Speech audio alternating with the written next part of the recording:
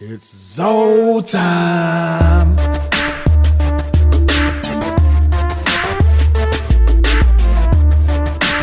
Keys on the track. What time is it? What time is it? What time is it? What time is it? Happy Derby Day to all my people in or around the Louisville area. Today is May 4th, 2019. I am Cowann Owens, licensed clinical social worker, aka the Beast Mode Beast, Big Zo. Since I'm saying Big Zo, then I'm inclined to say Gladiator Sports presents Big Zo. Because I am an affiliate of Ohio Valley Wrestling. I've been a professional wrestler for the past 5 years with Ohio Valley Wrestling for probably about more than half of that, probably about 3 years now. I've been with OVW. So the reason why I'm checking in with you guys is I haven't been a very good, social media person as far as keeping up with my statuses, my tweets, Instagrams, Facebooks, and all that stuff. I just don't do a very good job. So I promised my Zojers or Big Zo fans that I would do a better job and I would get the Big Zo or ZoTime TV YouTube series going again. So that being said, I feel as though a lot of folks have kind of come to me and said you have a unique perspective on life just because you are a social worker, you're a therapist, and you're a pro wrestler. And those are some very different hats. So today I'm just going to kind of give a brief introduction about who I am because not everybody on YouTube is from Louisville, Kentucky or watches OVW. Not everybody's from Louisville, Kentucky and has had me as a therapist. So it's a very small minority of people who might know me, but I'm hoping that I'll have the opportunity to touch and inspire other people. I don't plan to be anybody's hero. I'm not like an inspiration in that kind of way, but I do have a unique perspective. I'm hoping that being able to use YouTube as a platform to share some of my experiences with other people will inspire others to kind of live out their dreams. And if they're ambitious about something, to reach out and grab it. So who am I? Cowann Owens. I'm a husband of 10 years. I have 2 kiddos. Been a social worker for the last 10 years. I've worked as a child protective services worker. I've worked as a therapist for 6 years. I actually moved into and lived in a middle school. There's a boarding school. It's a really cool, unique opportunity. Had the opportunity to be an administrative and clinical supervisor as a therapist. As well as now I've just recently taken on the opportunity as a federal employee. So I have to watch what I say. But I work for Veterans Affairs. So I have the opportunity now to provide therapy for our veterans. So that is a blessing that I've been looking forward to having for the last 13 plus years. And now I've been able to achieve that. I don't say all this stuff to toot my own horn, but I say it to say that how this all relates to therapy or how this all relates to pro wrestling is because I have an addiction I want to talk to you guys about today. I'm addicted to emotions. I'm addicted to making people feel feelings. So how's a therapist a pro wrestler? You know, you get in the ring, you're violent, you're body slamming people and hurting people.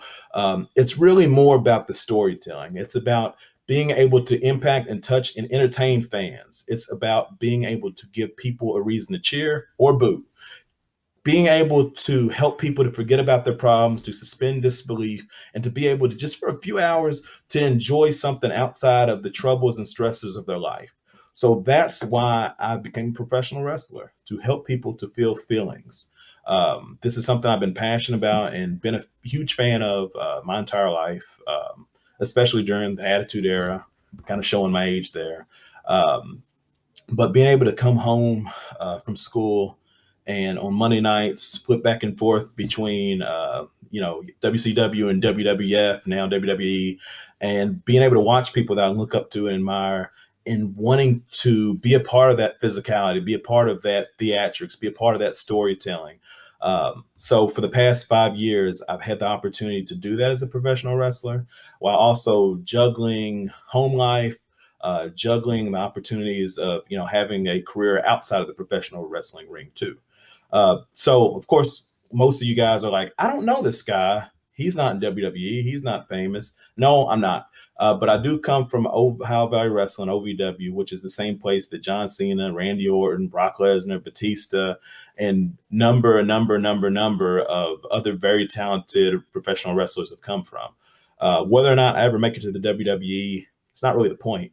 The point is I had the dream of entertaining people. I had the dream of being in the ring and honing a craft, and I've been able to do that. So what I want to kind of, this is just my introductory, I guess, show, you could say. Some of my fans, or Zoldiers as we like to call them, have sent in requests for some specific topics they want me to touch on, and I plan to do that in upcoming episodes. My hope, my dream, my ambition is to, at least on a weekly basis, to drop a video for you guys. I can't promise or guarantee that's going to happen, but I'm going to hold myself accountable to be as consistent as I can. So some of those topics include, and excuse me as I refer to my paper, but my story, so wrestling and dreaming. So for me, I've been watching as a therapist, as a social worker, a lot of Brene Brown, Mel Robbins. From a personal financial standpoint, I've been reading and studying a lot of Dave Ramsey, and just listening to various YouTube channels as I'm driving to or from work. I plug the auxiliary cord into my phone, just kind of listen, because of course I can't really watch YouTube and drive. But I'm hoping that if I touch on some topics that might be something of interest to you, that I might become a part of your life, and you might plug me into your auxiliary and listen to some of my experiences. So again, it's not because I think I'm an expert in anything. I'm just a jack of many trades, and I hope to share some of those stories with you guys. So some people, my good buddy Shane Mercer, who's also a professional wrestler, bodybuilder, strongman, he wants to see me do some feats of strength and bench pressing with Zoe. So if I can get the camera into a gym sometime, I might do that. Gardening with Zoe and cooking with Zoe. I'm not a gardener or a chef, but I might fire up the grill and show you how I throw down in that capacity. And my wife does want to do some planting, so maybe I'll get some flowers out. And probably a little less likely. That's not really my forte, but I'm open to various experiences and just trying new things.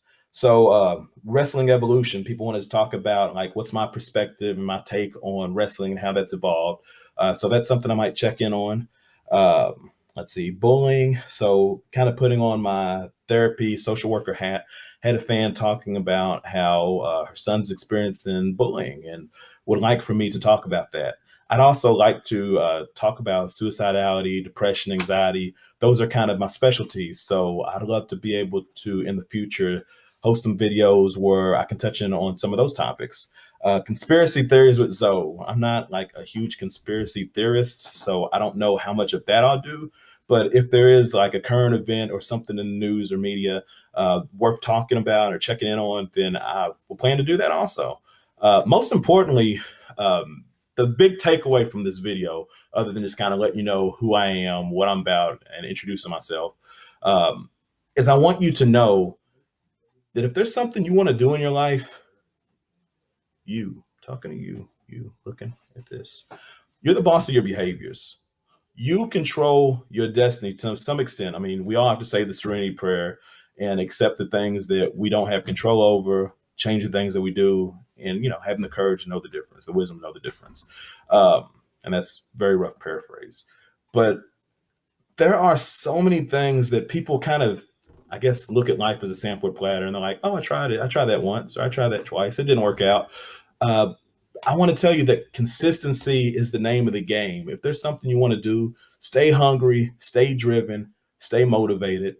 And when I say motivated, motivation isn't just that feeling of, oh, okay, now I woke up and I have this feeling of self-actualization, and now I feel like going to the gym, so I'm going to go to the gym. Or I feel like starting a business, now I'm going to start a business. I feel like writing a book. Because as Mel Robbins will tell you, motivation is kind of garbage. You're very rarely going to wake up feeling like conquering the world. You'll go to bed the night before thinking, hey, I'd really like to do this great, wonderful, awesome thing. And then you'll wake up the next morning and say, hey, I'm still kind of the same person, not feeling magical. So just kind of knowing that starting is the key. So just like I've been waiting for weeks and weeks and weeks saying, man, I'd really like to start that YouTube video, the YouTube series. But then there's always a million excuses why you don't start. Like, Maybe I'm not having a great hair day. Maybe I'm too busy. I'm too tired. I have too much going on. But I figure that I want to kind of model the behavior, because is this the best day to start my first episode of the YouTube series? Maybe, maybe not. But the point is, I said I was going to do it, and now I'm doing it. Now the ball is rolling, and now there's some accountability.